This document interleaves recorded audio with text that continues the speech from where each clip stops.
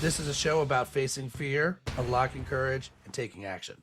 Courage isn't necessarily a daunting thing. It's going to give you more purpose. It's going to give you more drive. It feels like making a courageous decision is going to get you closer to who you aspire to be. It's knowledge plus faith plus action equals courage.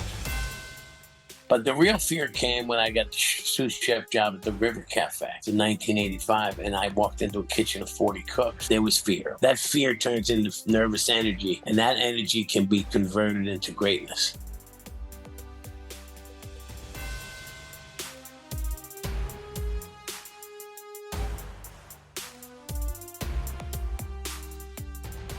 Well, first of all, I got to tell you, I've got a slight confession to make.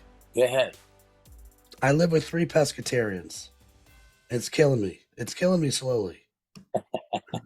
To be grateful, I love that my wife is a pescatarian and my kids are. Obviously, I'm not a pescatarian outside of the house, but when I think about your bacon, holy smack! Like, to take me back to where that came from.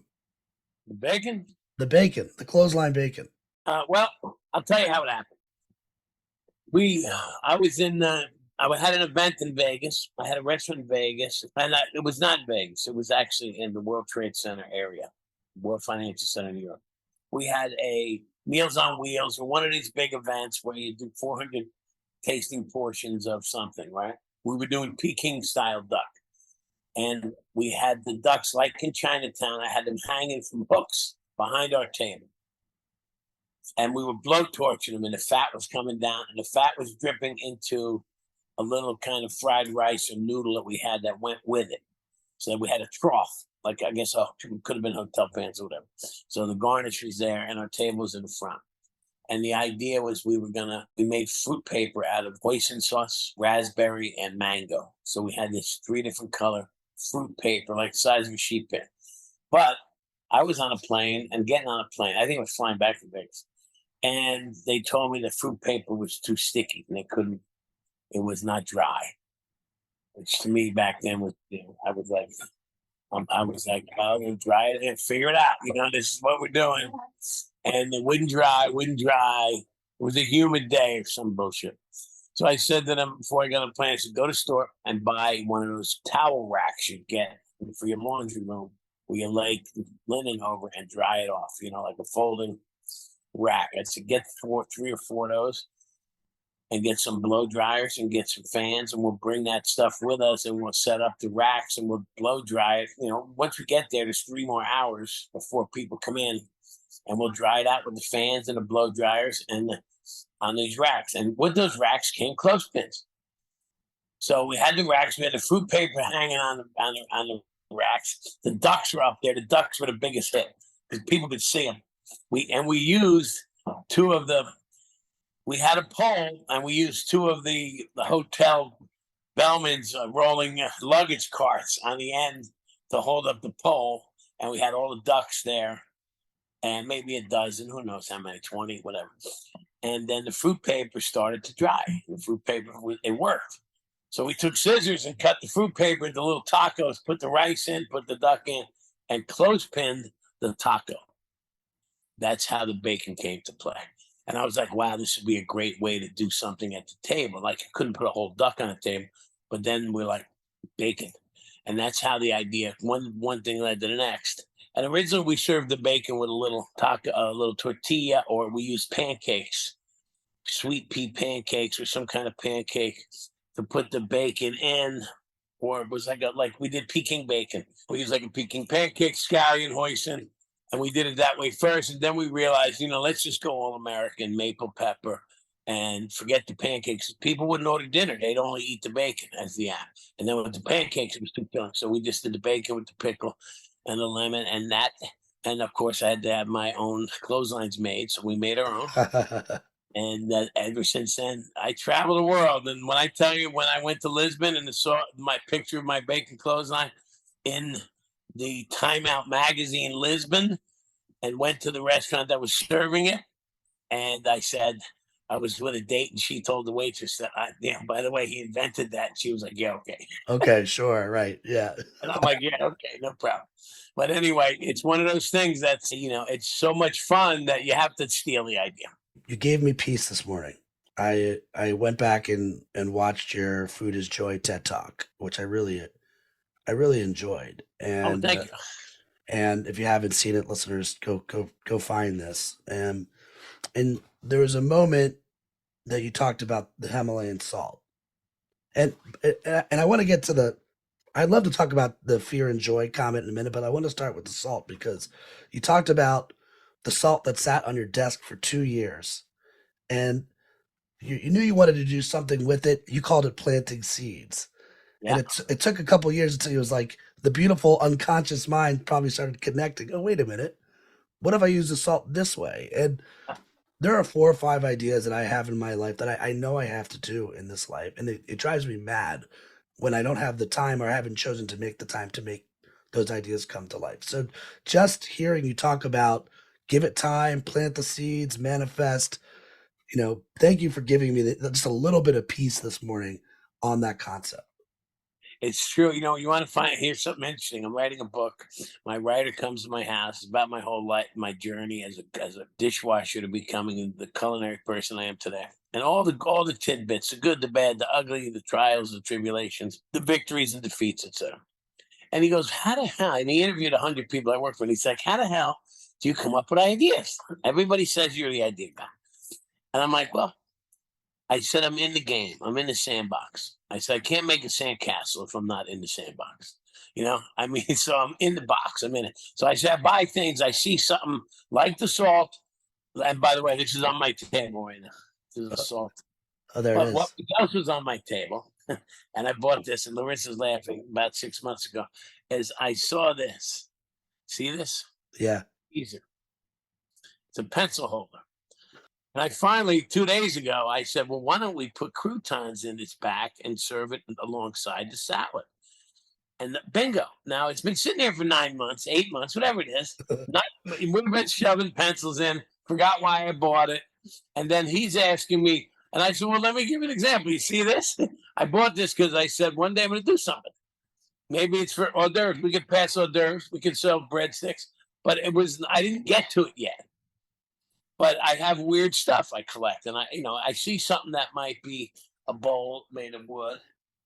I'm putting my keys in there now, but eventually I'll say that bowl is going to be perfect for, you know, a place that we name room and board. You know what I mean? Where that's so people don't know what room and board means. Room and board. When in the old days, when you checked into a tavern or above a bar or whatever it was, and you got a room, they gave you a board, and you ate your meal on that board. That means you paid for a meal. So you'd have to come down from your room with the board, and they put the crawl on the board or in a piece of wood that was hollowed out, and they gave you your meal, which is I find interesting. But I'm curious. That's why I'm creative, because I'm curious to know why things happen this way, for what reason. Then I kind of flip them upside down. I mean, you said it yourself. You're still in the sand and you're still making the sand castles. And you just, I think last week launched Red Horse Restaurant. Congratulations. That's in White Plains. Do you feel like you have that same curiosity and creativity still to get in there and play and make stuff? I was looking at, I don't know if you're gonna like this comment or not, so we'll go there and you can knock my head off if you don't. 30 years now. 30 years last year, right? Since Park Avenue Cafe opens up. And Yeah. all 31 years. 31 years since, and like, do you still feel you're just as creative and just as imaginative, and like what keeps you driving to play in this arena? I can tell you that I am as enthusiastic about the business as I was back then, but I wasn't enthusiastic as about the business back then as much as I was enthusiastic about cooking, because I didn't know the business as much. Mm. So what I did back then when I opened that was I was 60 hours a week minimum in the same kitchen cooking with the same crew. And that's when you're super creative, because you got the product in front of you and you're designing and you're working and you're tidbitting, you're taking tidbits and scraps and this and that, and you're working and you're bouncing ideas, and you're on the, if you've ever looked at the dynasty teams in sports, I had the pleasure of having dynasty kitchen staffs where we were together for 2 years is a long time to be together with the same crew. but with the same couple sous chefs, the same laboratory, the same set of guys in general. They come and go, and then you can create, and then it's a well-oiled machine. Unfortunately, these days people don't. They're not as loyal. They come and go, and also they're not as curious to get to the. They don't want to be the quarterback. There's a lot of cooks that don't want to be the quarterback. They just want to be the cook, and they're okay with. They don't want the trophy. They don't want to, they don't want to be the responsibility, the stress, the drama, the grind, the anger, all of the things that go with the glory. There's a lot of negatives. So they don't want that, that part of the lifestyle. But when you have that teamwork and that camaraderie in the kitchen, that's when you're spitting out ideas quicker and quicker and quicker. I can still sit on a plane and jot out a menu and this and that, and the other thing. But because I'm not in the field, I can't pick the seeds that quick. So, but I can design. And as a designer, I'm still as excited to do it. I mean that in designing a restaurant in general from the ground up, not an architect, but decorating it. I find that's what I find a lot of joy in at this time. I also find a joy in designing a menu. I also find a joy in cooking. I just don't cook the way I used to. So my creativity in that sense is not at the forefront. But this is great. Yeah, I love it. No, he's holding up his Caesar, that's holding croutons or breadsticks or whatever you want to call those. Caesar's being stabbed in the back by a breadstick. So that's the modern day. That's the modern day sabotage. I call that stale Caesar instead of hail Caesar. All right, so let's talk about fear and joy. You'd said something in your TED Talk. You said, I don't know which came first, the fear or the joy. I think both. And it is slightly chicken or egg, but maybe when you're going through the journey, do you have that self-awareness? Can you even you just know you're terrified, and does that make you do it anyway? And back then, I'm curious, do you think it was did you have self-awareness back then? You're like, oh, this is terrifying, I'm going to go for it. It's fear and joy. Or when did that idea come about for you? Well, fear came about when I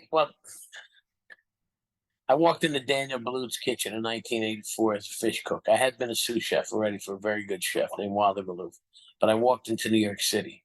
There was fear. Even though it was good, there was fear to produce, to be good. It's like being picked on a sports team and being the running back.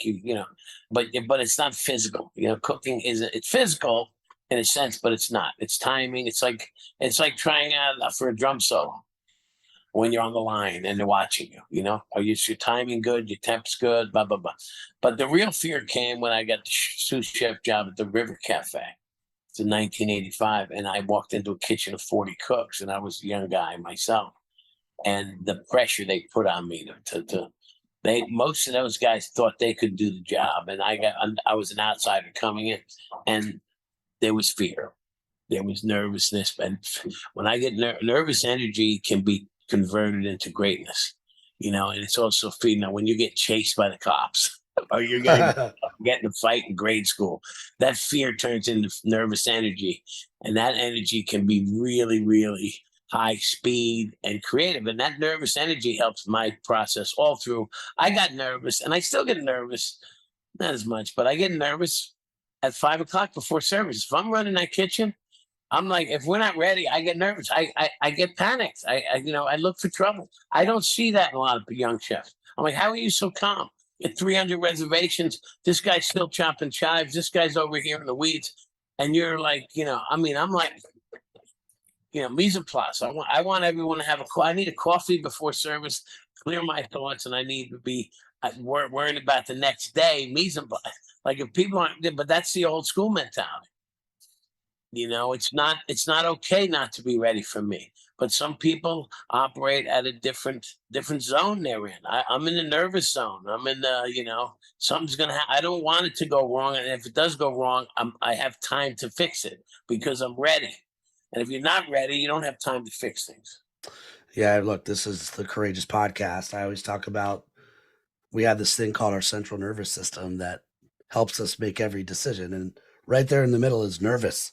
It's not called your central courage system. And it's doing exactly what it's supposed to do. It's calling out all the places that could slow you down or eat you up. But if you are prepared for the moment, it's okay to be nervous. It's okay to like leap in there. Now, across your journey, is there one moment that you just, wow, that was a nervous moment? That was a moment where if I had to put fear on a podium, this won the gold medal. Was there one moment in your career?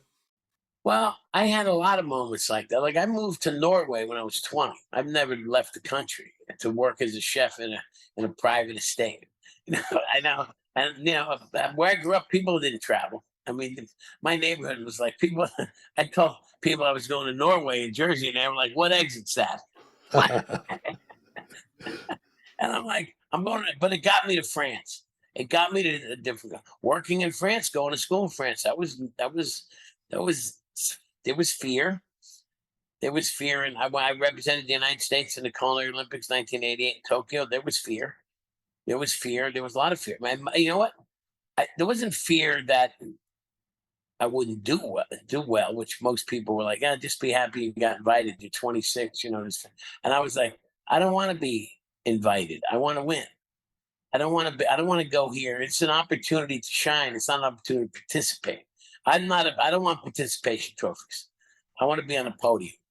I work hard, and that shot's never coming back. So you know what? I'm going for it.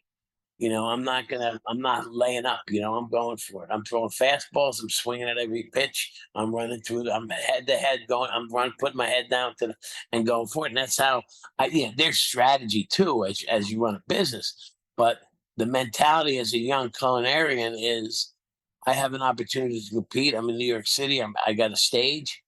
I'm gonna get up early and stay out late and do the best I can.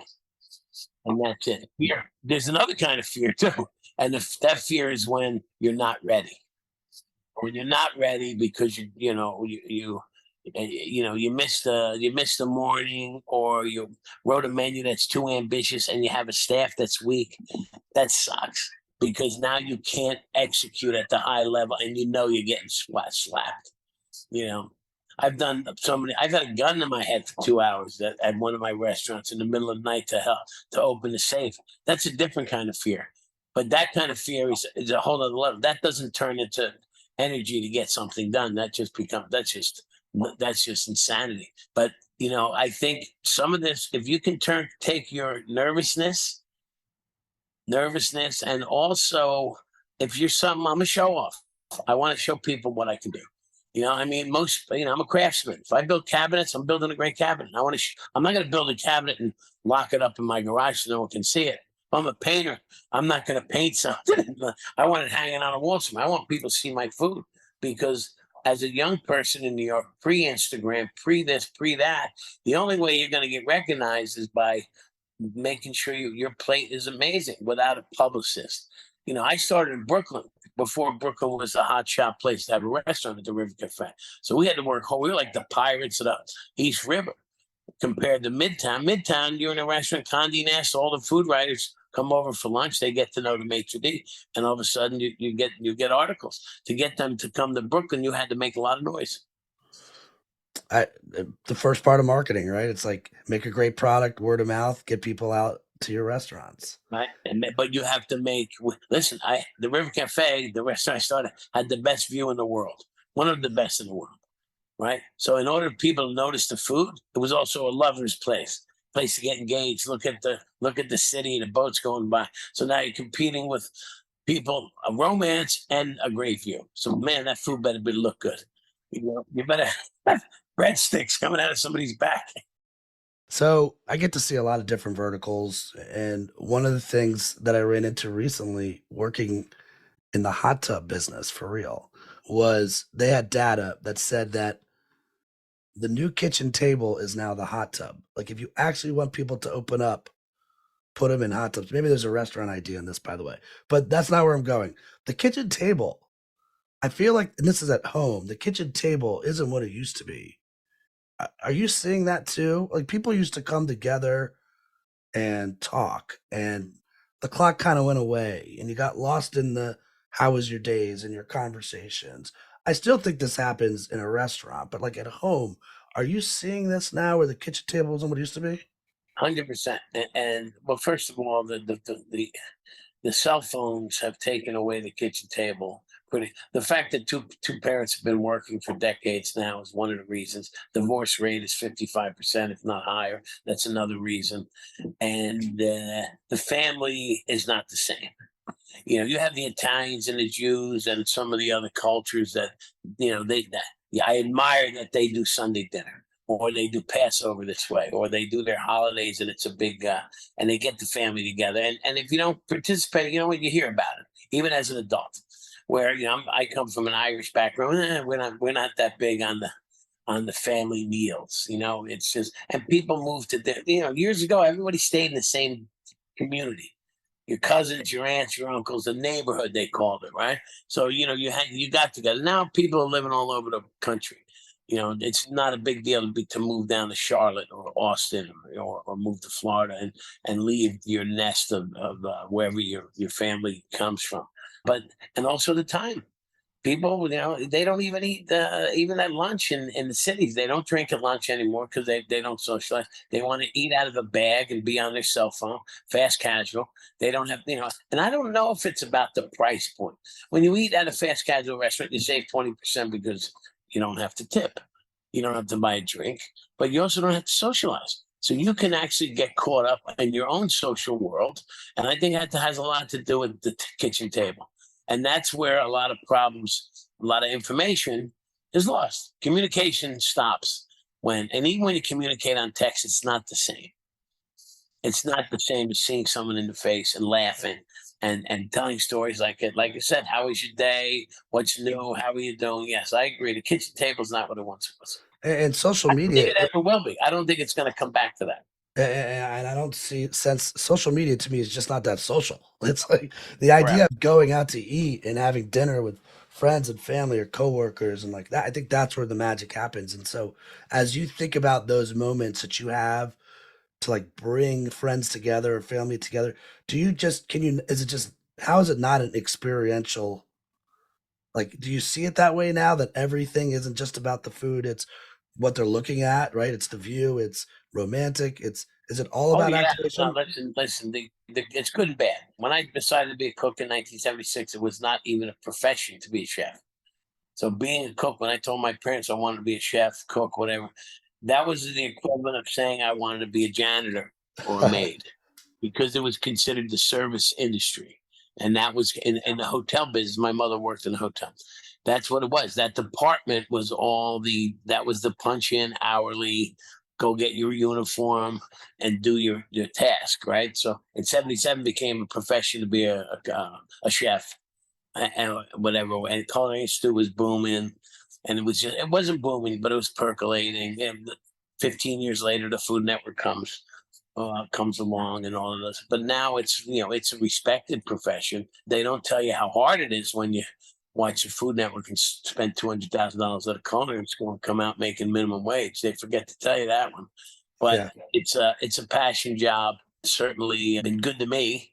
Had to work for it, which I don't mind hard work. And when you do, if you like what you do and you work hard, there's a lot of opportunities in this field. So this Food Network, in your opinion, is like the dawning of. I mean, there's in some ways there's too many screens, right? And like we all have the attention of a goldfish now, but in some ways, the creation of these screens creates Food Network.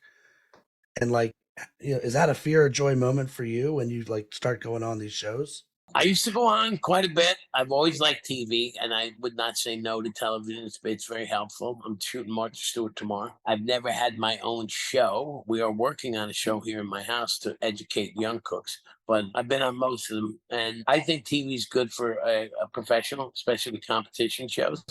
I also think it's been good to get this respect the industry deserves. I think over the top sometimes. I mean, I can be sitting at dinner with 10 surgeons, brain surgeons and heart surgeons, and someone wants to come over and get my autograph. And I'm like, well, this guy saves people's lives. I'm just a cook. Yeah. All right, let's play a quick game called Rapid Fire. I mean, I know you like to play, I like to play, Okay.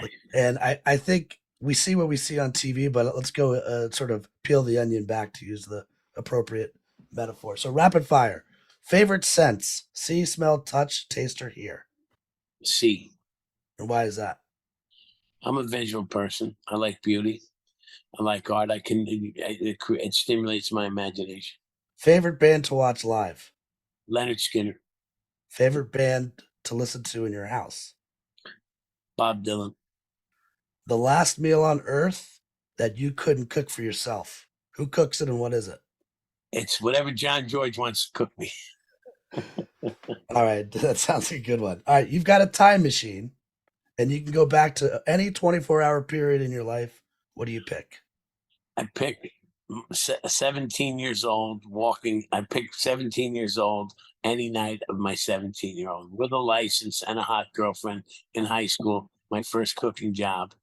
Deciding I love it. All right, if you have that same time machine and this time you can go back, but then you got to stay. What same year? You pick something different. that's a tough one. That's a hard one for me. Really is. All right, we'll come back to it. Yeah, come back to that one. Marinate away. So you're cooking dinner for 4 people, dead or alive. Who's at the dinner and what are you making? Okay, at the dinner is Elvis, Muhammad Ali, who I've met, grandfather, both my grandfathers I have not met, and a woman that I want to impress. A woman you want to impress. Okay. Doing an appetizer with peanut butter for Elvis, but something like a peanut butter and foie gras fritter or something cool like that. Muhammad Ali, I'm going to pay tribute to Kentucky, where he's from, Louisville. Maybe do something with Maker's Mark or Creekstone beef or some kind of, maybe it's our maple bourbon bacon. My grandfather, I'd probably wind up doing something with an Irish twist. Maybe it's a lamb dish. And for the woman, I would probably do some lobster filet mignon with caviar. All right. And straight after dinner, after dessert, you get to join the table and you can ask one non-food related question to the table. What's your question? So all of them? Yeah, you could, if you want, you could ask like Elvis one and Muhammad Ali, your grandfather. You could parse it out. I would probably ask my grandfather about his childhood, where it was, what it was like, and he would have had to been 100-something years old now, and what it was like for his father, or like what it was, the amount of changes he's seen in the world, and has he, like what was it like to be a boy in 1890 something? You know what I mean? Yeah. Like the clothes, just the hardship. The way, probably from humble background, I'd have to say, and, that kind of thing, the history of the family, that kind of like what it was like, and what brought you joy back then? What brought some simple people joy? Yeah. Life back then, walking around in black and white with subtitles everywhere. What was that like? What was that like? No, they didn't have TV. You think about think about that. Think about air conditioning, right? Air conditioning's been around for 50 years, right? Maybe 60, whatever it was.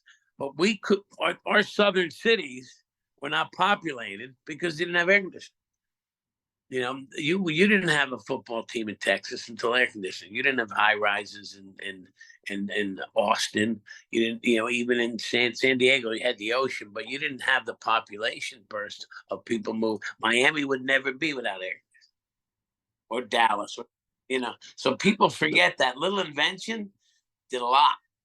I mean, you could play this game all day, and the scary question is, how lazy are we now? How lazy are we going to be? Because you can click a button and shit shows up at your front porch because of Amazon, or food shows up, or like you don't even have to leave your house that's air conditioned anymore. Is it going to get better? Well, one we talked about the table and the lack of social media being not so social, but air conditioning was one of the first things that made the neighborhood antisocial. Because years ago, you sat in the city, you sat on your stoop in the summer, and you sat outside with a fan and the windows open, and you talked to your neighbors. You sat on your front lawn or whatever. Air conditioning comes, and back then, if you had a car, you drove down with the windows open, and you saw somebody at a light, you waved or whatever it was. Air conditioning comes in, you drive your air conditioned car up to your driveway to your air conditioned house. You get in, you get out, and you stay in behind closed and locked doors. And why go outside? So that had a little bit of an impact on the socialization or lack of socialization of even in apartment buildings. You know, you take away the being outdoors is lack of, you know, you're not as social. But yeah, all of these little things add up, right? I like if you were like, how do you bring community back together? I mean, food definitely does it, right? Like you talked about in the your TED talk, you're talking about, you know, you feed people, right? You give, we feed people. Like everyone should give, whether it's food or something else. But like, do you ever like just throw a barbecue and invite the neighborhood? Like, come over, we're putting stuff on the grill. You got 2 weeks to get here. Let's get to know one another. I will this summer sometime. With the pandemic, no. But what I did do on September 11th just happened to land that day. I live about 20 minutes from the hometown I grew up in, and about 30 of us through Facebook as we go fishing. Grade school friends. A lot of them live in Florida. We go fishing in Florida. It started out with like 8 to 10 of us, and then once a year, and it got up to like 40, 50. So I invited them to my house. Some people stayed over, and there's a marina down the walking. We went fishing and we cooked for 2, 3 days. Some people stayed for the weekend. Some people lived local, and some of the people visited. But I must have had 6 people sleeping here, and they had a blast. And it was now because it's grade school buddies, not college. We all know each other's, you know, families. It's a laugh fest. Everyone's got a nickname. It's like when you go to grade school with someone, it's like they're part of your. And in my generation, it's like they're part. They slept over. You know, you walked to school together. You played little league together. It was You didn't get bused to a different region and this and that. So that was the fabric of the community. So we knew who Mrs. O'Connell used to scream a lot. You know, Miss this one used to do this, and we can bust chops and fish. And it's amazing that we still do that, and I hope we continue to do that because you know everyone's busy. If we don't catch fish, we go buy it and then I cook it. But I love doing that, and I could invite my neighbors over. I've only been in this house 3 years, and we had pandemic. I got in this house but I know most of my neighbors, and we'll probably do something. Oftentimes, I cook it. You know, like when I first moved in here, I didn't know how to use my stove, so the fire department came twice because the exhaust was hidden under. My neighbor, he's living down the hill from me. He goes, "Aren't you a chef?" I said, "Yeah." He goes, "Well, you're gonna." He goes, "We normally, you know, you got to pay a fine if we come to a house twice." He goes, "How about if you cook at our chili cook-off and be the judge?" I said, "No problem." So I had to go there and do a whole tuna, and it had to be 105 degrees that day. It was the hottest day ever, and we got it done. But that's how we get to know our community. Couldn't wait to get back into the air conditioning on that day. All right. So look, a lot of us are busy, but sort of sadly, a lot of us are not brave. Right? We don't take a cut. Fear wins out. We never get to joy. You've already mentioned in our time together, you've got a book coming up, possible TV show. Is there one thing you're working on right now that you feel like, not that it's the bravest of them all, but it's definitely something that you know you need courage to take on? Well, I think sometimes I right now I look at my age and what I'm going to take on next and how much, you know, because I don't want to be working at a certain age. Like, I don't want to be responsible for, you know, so when I sign, you know, if I'm 60 now, 61, I signed a 20-year deal. It's a big commitment. Right now, I have a company that'll do it. I want to stop working in my early 70s. Like, you know, not stop. Stop. I want to be able to stop. I don't want to, you know, I give my hats off to Wolfgang Puck and all these guys that are still opening restaurants at a certain age because you know what, that brings them joy and it keeps it going. And they're still young. They're young at their age to do it. But, you know, I'd like to travel the world. I want to spend time with people I care about. So hopefully I'm in a position to work when I want to work and oversee some things and have some income coming in based on the assets that we create over the next decade. So I that gives me a little fear. Like, are we biting off too much? Should we just, you know? But we're pretty hot right now, and opportunities keep coming. You know, so you know, I've always listened. I worry about my future. I still do. I've been one of those people. You know, there was a time when I didn't as much, but I always have a little bit of fear. Fear is a good motivator, and I like that I have that. I can't, and I have other people in my life. I have people I grew up with. They don't worry about tomorrow. They're not worried about how they're living in the future and this and that. But I do. Sometimes, I think about what's going to be like in 15 years, what the country's going to be like, what eating out's going to be like, what driving a car is going to be like. I know I don't overanalyze, but I have a creative mind, and I try to think. Sometimes I think this is, the media just makes me crazy sometimes. It's like, what's going on? Yeah. But I have some fear there as far as my career goes in our business. I think we're in good shape. There's things I want to do, and I fear that I won't get to it. I want to create a great culinary school, but that has to start in the next 3 years. But cooking school, not a big one. I want to teach people how to cook so they can get a job cooking.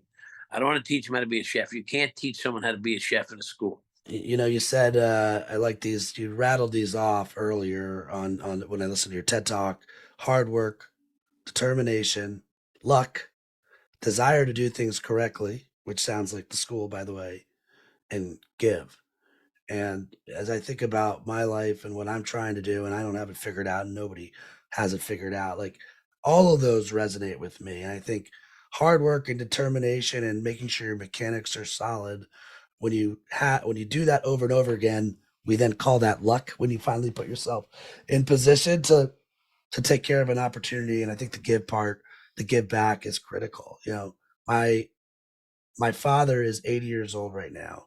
He's a lawyer. It's good to be protected, right? But he's still working. He's still going in. He still loves what he does. He's still, in his mind, he's still helping. He's giving back to families that need him. So, hey, as long as you still have the drive and the passion and it brings you joy, thank you so much for entertaining us and for feeding us and for taking us on little culinary adventures. Because I remember seeing your stuff back in the Top Chef days, and I was like, I love this guy. This is my way of inviting myself to the barbecue in the summer, by the way. That's what's happening right now. All right. Well, I appreciate it. And you know what? The word courage is in there too.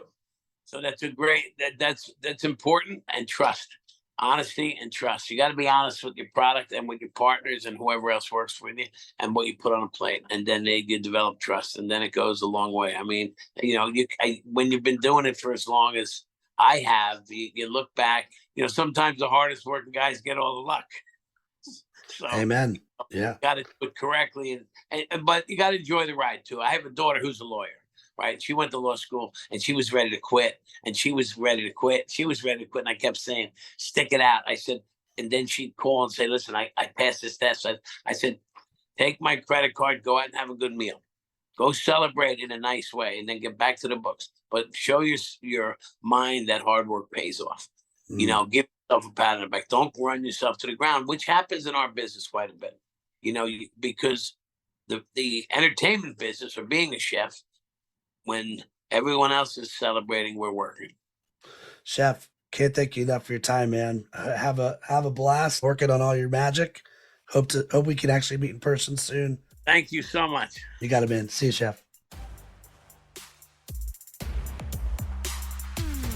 Thanks for tuning in to this episode of the Courageous Podcast. If you enjoy the show, don't forget to rate and review us on Apple Podcasts so more people can find us. See you again next week.